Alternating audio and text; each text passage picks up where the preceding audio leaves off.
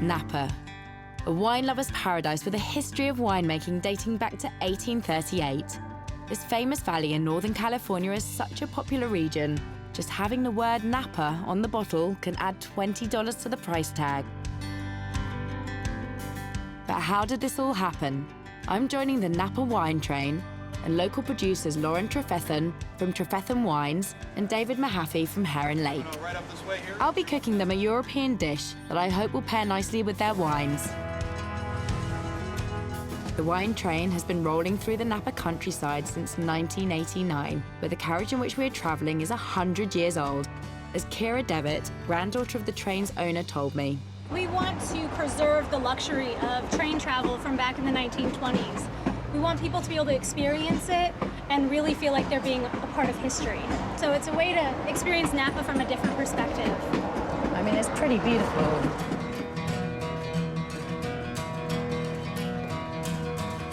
With echoes of the glory days of train travel, the 25-mile route passes through acres of beautiful vineyards and past the gates to many famous wineries. Lauren from Trefethen and David from Heron Lake give me their take on how the wineries of the Napa Valley went from rags to riches. If you go back to the very beginning, I mean, basically, as soon as the Spaniards got to California, every mission had a vineyard. And then in the late 1800s, for the first time, San Francisco gathered all of those wines together in one place and tasted through them. And the Napa wines received top honors, and that was really the first time people started looking to Napa Valley as the place in California to grow great wine grapes. And then we had really a perfect storm. We had phylloxera, which is a little root louse that gradually kills the vines. That started to show up late 1800s, early 1900s. And then as we were just sort of starting to recover from that, we got hit by Prohibition, and the demand crumbled. But when my grandparents came to the valley in '68, there were fewer than 25 producing wineries. Robert Mondavi built the first brand new winery to be built in the Napa Valley since the end of Prohibition in 1964, I think. I mean, the whole modern era has happened since I was in high school about. It's amazing. I wasn't even around for the beginning. But it's amazing how rapidly and dramatically things have changed.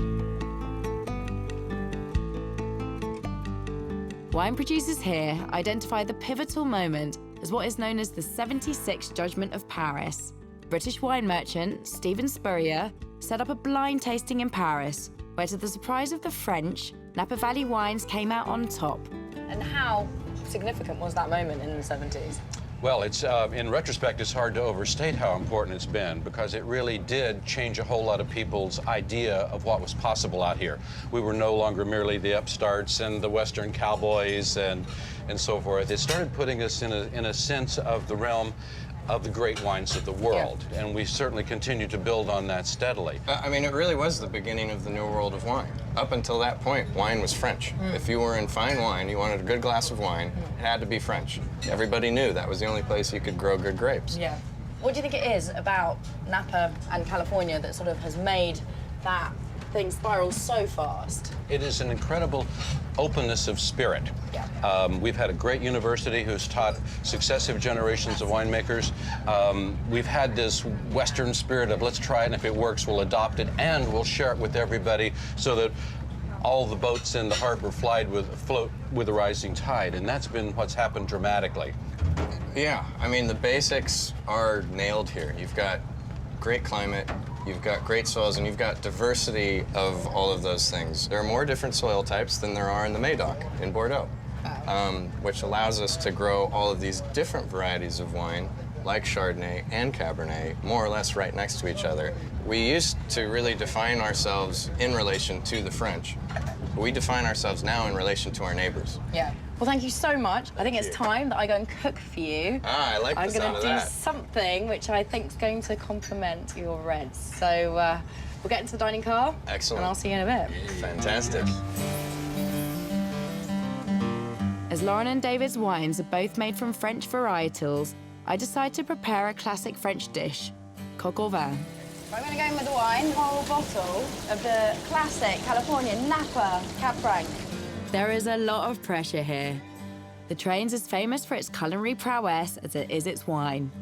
With 20 years on board as executive chef, inviting me into his kitchen is Kelly McDonald. Here you go, chef. Thank you, my darling. Chef McDonald is usually in charge of this tiny kitchen, but today he's kindly offered to be my sous chef. California corn. How sweet it is. Knocking up a California cream corn with crispy kale That is so good.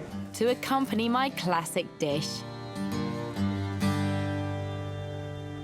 I'm eager to see how my coq au vin will pair with David and Lauren's Napa Reds, a Cabernet Sauvignon from Trefethen, and a Pinot Noir from Heron Lake. Here's to the chef. Thank you very much. What a special meal. This looks delicious. And bon appetit. Well, I only hope it does this proud. Wow, what a lovely reduction. Great sauce. How do you think my European take on Californian cuisine works with your wine? It's pretty classic. I really love the flavors that you've got mixed here. Layered, subtlety, like my Pinot Noir, like his Cabernet. Beautifully paired. That works very well. So I want the 5 spice, you know, the Asian spice in here. I also want to find grandmother's pie spices, the cardamom, the clove, the cinnamon in there. Well, we've got some nutmeg, we've got some cloves in the sauce, so... There's the harmony right there. You get those nuances coming through beautifully in the stock. That's A fantastic. lot of those similar spices, plus the thyme that you tossed in there, and the cloves are working great. The veggies work particularly well with both wines. I love the way the cab's working with the kale, you know. Yeah. I love the unlikely combinations that really sing.